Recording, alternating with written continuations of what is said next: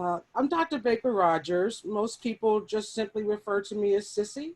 So please feel free to do that when we get to Q&A. And my co-author, her name is actually pronounced Fasaha, Fasaha Traylor. I'll start off the program and then she'll join in. We want to begin by first talking about our personal reflections, our thoughts and our experiences as we worked on this book.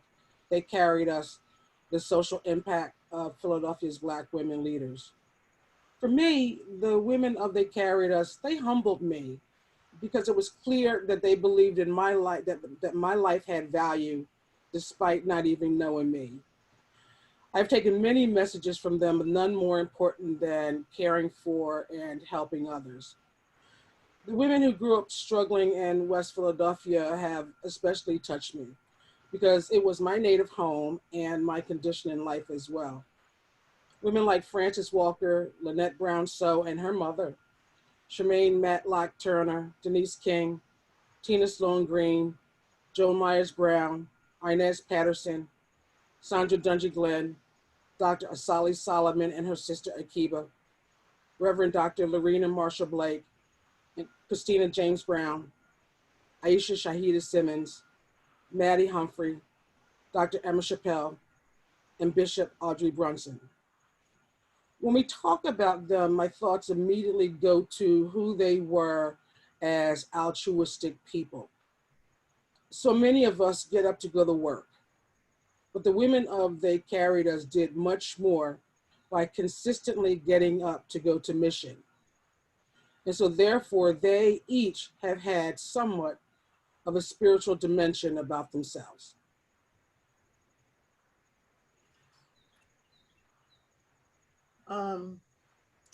Good morning, everyone.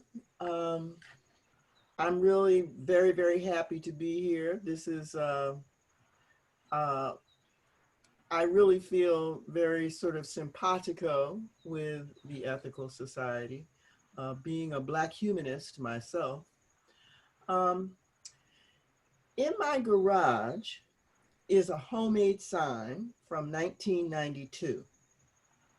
It's white poster board nailed to a 2x4 piece of lumber, and I've kept it all this time. Anita Hill speaks for me, it says. Until this year, I have probably never been as furious as I was after the Clarence Thomas hearings. I was furious enough that when Arlen Specter held a town hall meeting in Germantown, I trekked over there with my sign and held it high for the entire time, marching back and forth alone in front of the entrance as people went in to hear him. It was a turning point for me. I didn't care whether anyone agreed with me or whether his supporters liked me being there or not. I had reached the end of my tolerance for Black women being ignored and disrespected. I was more than a feminist. I was a Black feminist, which meant that I was on the battlefields of both race and sex. I contributed to and signed the full-page New York Times advertisement entitled African American Women in Defense of Ourselves, which expressed our fury in no uncertain terms.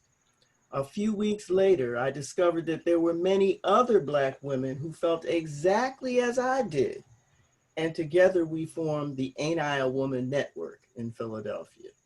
We were done. Fast forward to 2014.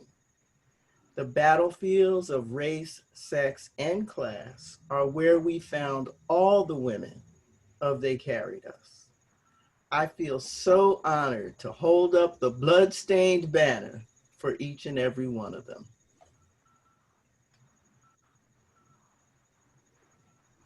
When Jefferson wrote, "All men are created equal," he didn't really believe it. We say that based on those he cordoned off from equality for whatever reason.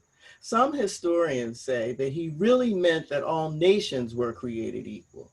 But whether he meant individual equality and didn't really believe it, or wasn't thinking about individuals at all, Black women in Philadelphia believed in individual equality, fought for individual equality, and helped to develop an ethic of equality within a nationwide thrust to extend civil and human rights to all.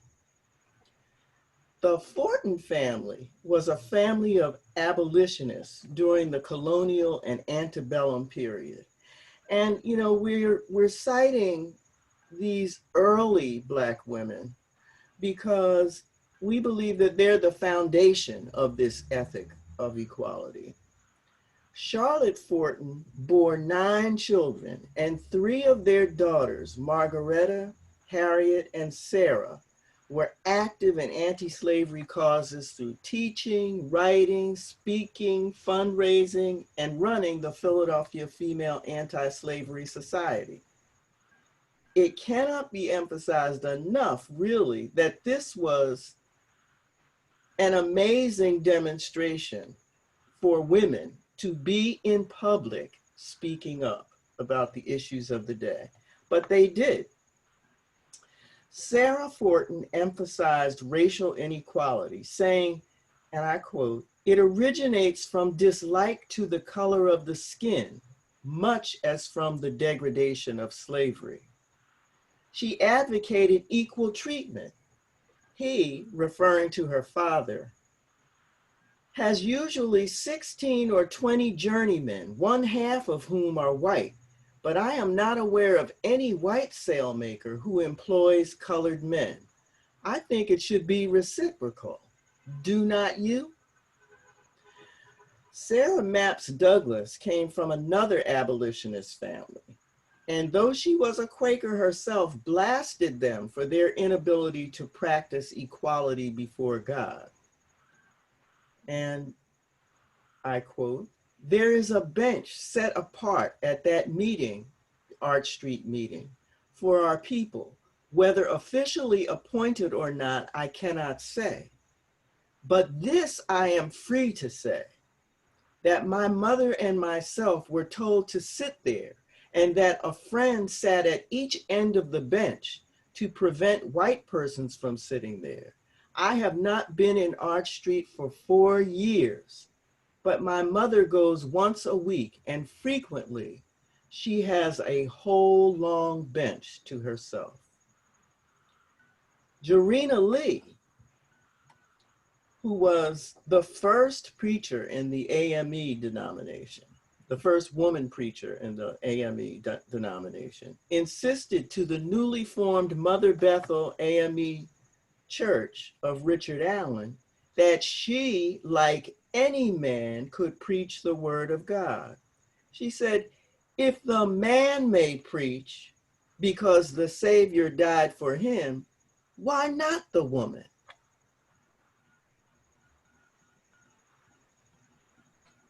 Harriet Tubman believed the enslaved should be freed and that she herself was equally entitled to enter heaven. She said, "Now look here. John saw the city, didn't he? Yes, John saw the city. Well, what did he see? He saw 12 gates, didn't he? 3 of those gates was on the north, 3 of them was on the east, and 3 of them was on the west. But there were 3 more, and them was on the south. And I reckon if they kill me down here, I'll get into one of them gates, don't you?" Frances Ellen Watkins Harper invoked a mother's feeling about slavery.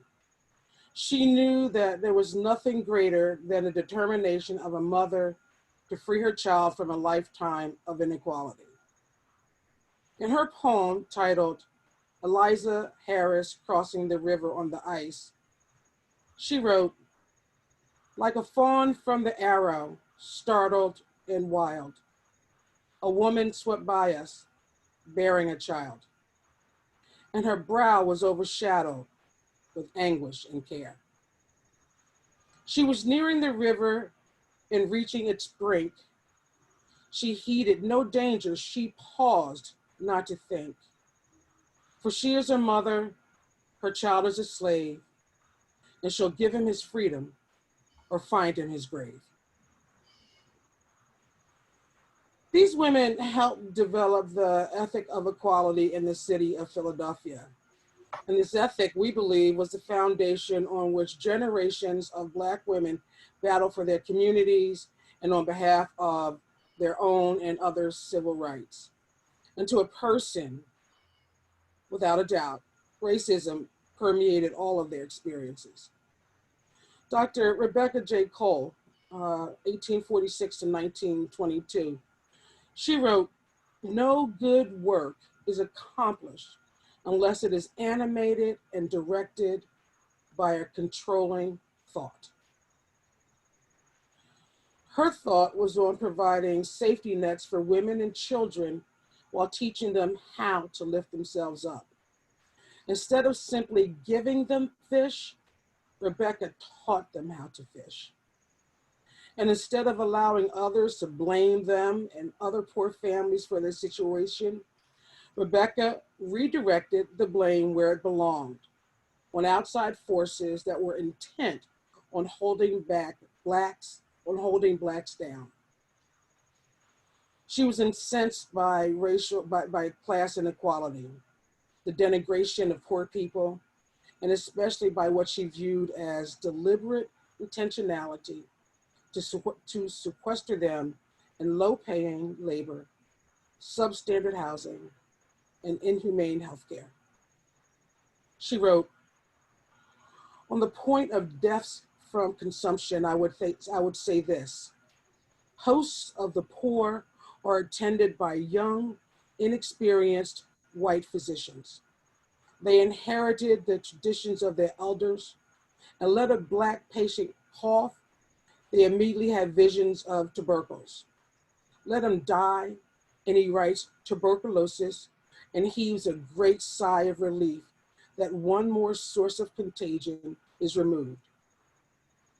Are colored people largely forced to live in unsanitary districts? And are they more ignorant and careless about the laws of health? Or are they suffering the fates of all exotics? We must attack the system of overcrowding in poor districts, that people may not be crowded together like cattle with soulless landlords, while soulless landlords collect 50% of their investments. These are the things that we can do to attack vice, disease, and crime in their strongholds, where they have no complexion and they always yield such treatment. Rebecca was the second child of 5 mulatto children uh, that were born to formerly enslaved parents. She was the first Black woman to graduate from Women's Medical College in Philadelphia, and she was the second Black woman to become a physician in the United States. She worked for 9 years between the period of 1872 and 1881 as a tenement physician in New York. While there, she spent her time visiting and treating poor families in slum neighborhoods. She taught these families how to improve their family's hygiene, prenatal care, and infant care. She then moved to Columbia, South Carolina for a couple of years, where she set up a private practice doing the same work, and finally returned to Philadelphia in 1894, where she established another private practice. She continued that work while also co-founding the Physician Women's Directory Center. She was convinced that if the hand of friendship were held out to the unfortunate mother, especially before the birth of her child, she could be persuaded to keep her baby. Now, this was important because these were vulnerable women who very often had to leave their children at home unattended while they went to work as domestics. Rebecca also had a special concern for young girls housed in reform schools.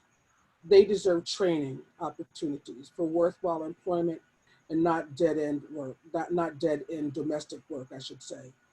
She wrote, "If the employment given be of such a nature that the girls themselves are treated as intelligent beings, continuous employment would certainly be a success. Otherwise, it will not. The argument offered against teaching girls useful employment because only domestic service is offered to them is unworthy of those who have the interests of the community at heart.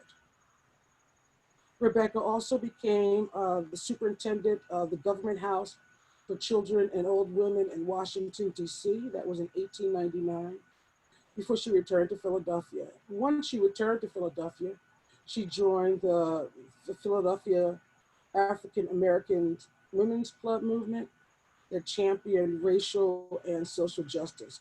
She also was asked to convene a group of Black women. Now, this was one of her last acts against racial discrimination. She was asked by the all white Ladies Centennial Committee to convene a group of Black women, and she did so immediately. But then she disbanded the group because she learned that Black women were supposed to be a separate arm of the Ladies Centennial Committee, and that she was not having. Okay, fast forward to 1933 when Dolores Brisbane was born in and grew up in Jacksonville, Florida, where her entire childhood was spent in a segregated community. Her all-Black teachers nurtured her talents, even though neither her family nor her community had much by way of material resources. Her first encounter with the effects of inequality came when she studied nursing at Tuskegee Institute. That was where she learned that the health problems of pregnant Black Alabama women were rooted in the inequality of their socioeconomic conditions. Dolores came to Philadelphia in 1959. She was hired at the University of Pennsylvania Hospital as a head nurse. She learned to roll with the punches she experienced every day: racist remarks, gestures, behaviors, and actions. She decided she would not let her environment change who she was, and eventually she changed her environment. In 1975, after leading the separation of Graduate Hospital from HUP, Dolores was asked to become either the president of Graduate Hospital or to establish a planning office at HUP. She chose the planning office. She had a staff of 12, mostly men, who didn't believe that this was a woman's role, and especially not a Black woman's role. Her years of parrying insults, disrespect, and what we now call microaggressions helped her to navigate the space. When she was asked to become chief operating officer of the hospital, it was the ethic of equality that she staffed her office with women and men who reflected the diversity of the workforce. Prathia Hall, usually when I say her name, I say Prathia, Lord Prathia, was an amazing woman. She was, Reverend Dr. Prathia Hall was born in Philadelphia in 1940 and was a graduate of Girls High. She believed, quote, religion and politics were woven together in the fabric of life. She wanted to be a minister, but as she put it, I knew almost no ordained women ministers who were taken seriously by the church. In 1962, she left Temple University, convinced, quote, that the movement was God's work and also my sacred calling. She joined SNCC. In Southwest Georgia, she developed the concept of what she eventually called freedom faith. And I love this description that she gives of the ambiance of the movement. She said, I had never in my life been so profoundly moved as I was by the mass meetings that were the central rallying points of the movement. They began with the prayer service of the Black Christian tradition. The raised voices and the rhythmic stomping of feet could be heard far in advance of one's arrival at the church ground. The undulating wave of the old call and response lined hymns drew latecomers and visitors into the warm embrace. It was impossible to stand as a spectator outside the circle of this communion. The power with which those songs and prayers were infused transcended the objective reality of our situation, fashioned fear into faith, cringing into courage, suffering into survival, despair into defiance, and pain into protest. She did a lot in the South, in both Southwest Georgia and in Selma, Alabama. She was there for Bloody Sunday, but she left the South and came back to Philadelphia. After graduating from Princeton Theological Seminary, she preached and taught against what she called bondage doctrine. According to her, many of her fellow preachers were teaching a view of, I quote, a view of scripture and the gospel that was grounded in a misreading of the Bible. In her reading, God created two creatures, both containing elements of both genders. She believed ministers should preach a vision of partnership between women and men, and she warned ministers and congregations away from, quote, the sin that is the idolatry of sexism, that exalts genital fixations of a sinful culture and dares to blame that bigotry on God. Her practice of the ethic of equality was deeply personal to her. And she wrote, every spring there is a great revival in Philadelphia. The church is at least half full of preachers. For a few years, I attended that revival, desiring to find medicine for my own needy soul. The revivalists came out and thanked God for the presence of all the brother preachers, and then invited all the brother preachers to stand. Sitting in the pew, I was immediately confronted with a crisis of identity. Which do I own? My call or my gender? Do I sit and deny this call, this claim of God on my life, decreed by God before I was formed in the womb? Do I sit and now again, another time, add to my own history of shame for the years I tried to do everything else but answer this call? Or do I stand and deny my gender?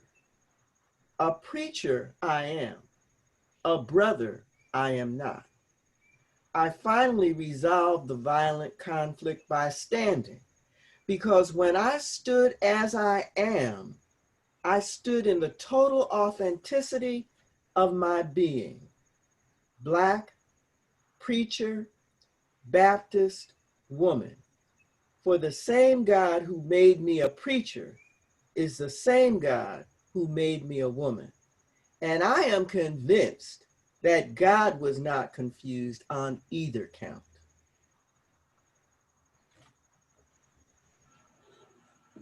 Dr. Laurene Jones was a basketball athlete, girls basketball coach, and Title IX champion of girls in sports. She said to me during our interview, my girls came with baggage. They came from places where padlocks and evictions were many. Laurene believed that the ethic of equality did not exclude Blacks and girls in sports. And if that meant going to battle against racial and gender injustice, she was quick to do so because she was up for the fight. Laurene also believed in possibilities, that the world could be a better place and that her young charges could reach the stars. To me, there's nothing more important, more inspiring than belief in the possibility of others. Laurene grew up in Brewery Town in Philadelphia. She was actually very, well, I should say, very, very rambunctious as a teenager. That was up until she was told by her church's pastor that she was adopted. It was designed as an intervention, an admonishment to love and respect those who took it upon themselves to love you. That was essentially what the pastor said to her. Those words really changed the focus and direction of Laurene's life. She almost became a different person. She definitely was the better person that she was already on the road to becoming. She was later inspired by Dr. Ruth Wright Hare, who is in chapter 3 of They Carried Us. Dr. Hare was principal at William Penn High School for Girls. And Laurene said, when we walked in there, Dr. Hare told us that we were going to be the best people in the world. Laurene took that message to Morgan State College in Baltimore, where she, for the very first time in her life, discovered racial discrimination. That discrimination, uh, uh, I would say, confronted her when she was out one day with a friend, and they wanted to go to a local movie theater and coffee shop. Well, that was not allowed. Blacks were not allowed in either the movie theater or the coffee shop. Uh, Incensed by that, Laurene immediately went back to campus and she joined the student government. And in joining student government, what that meant was that she participated in student government-led protests and those led by the Congress of Racial Equality, or CORE. Laurene was actually jailed for 5 days at some point, and later, after being released, she participated in the historic 1963 March on Washington. Laurene was amongst a group of students who was hosed by police and attacked by dogs while protesting in Salisbury, Maryland. Years later, her name, along with others, is engraved in a walkway rather, on the campus of Morgan State College. That walkway leads to the downtown area where they once fought against racial discrimination. They also have pictures of all of the individual students on campus who participated in these acts of civil protest. There's a mural of all of their pictures and monument to their work to their work for equality. As a girls basketball coach, she was known as No Nonsense Jackson. Her students used to say of her, Miss Jackson don't play. Laurene took young girls into her home. She nurtured their academic and athletic growth, and she celebrated their achievements. Her motto, though, was books, basketball, boys, in that order. And when she discovered that there was a shorter playing season for girls, she pounced on the disparity. She met with the Office of Civil Rights and filed suit against the School District of Philadelphia for violation of Title IX law related to federal funding for educational institutions. That law mandated equal access to athletics and sports for women. To be clear, Dr. Laurene Jones is the reason why girls play all kinds of sports in schools in the city of Philadelphia. She was harassed, she received hate mail, she was blamed for causing trouble by male coaches, and along all the way, she did not back down. The Archdiocese pulled out of citywide title games with the district, and it was 30 years and she had retired by the time the School District of Philadelphia and the Archdiocese returned to title games. And those games at that point included games also played by girls. Laurene said of those experiences, especially coming off of the civil rights movement. That's what we fought for, equality. But as I said, I was much younger and naive. Who sues the people who sign their checks? I didn't think of it as something big. I never thought about it like that until many years later. I just thought I was doing the right thing and that we were following the federal law. So we've gone deeper than we usually do into the lives of just a few of the 95 women who are profiled in They Carried Us. Um, but all of the women in They Carried Us pursued what we are calling an ethic of equality. Their careers and their family lives were based on it. Sometimes they articulated it clearly, and sometimes it was just the way they lived their lives. It is ironic that men like Washington and Jefferson came to be identified with the ideals of freedom and equality when these and other Black women were so deeply engaged in not just talking about it, but being about it. And when we say they carried us, this is what we mean.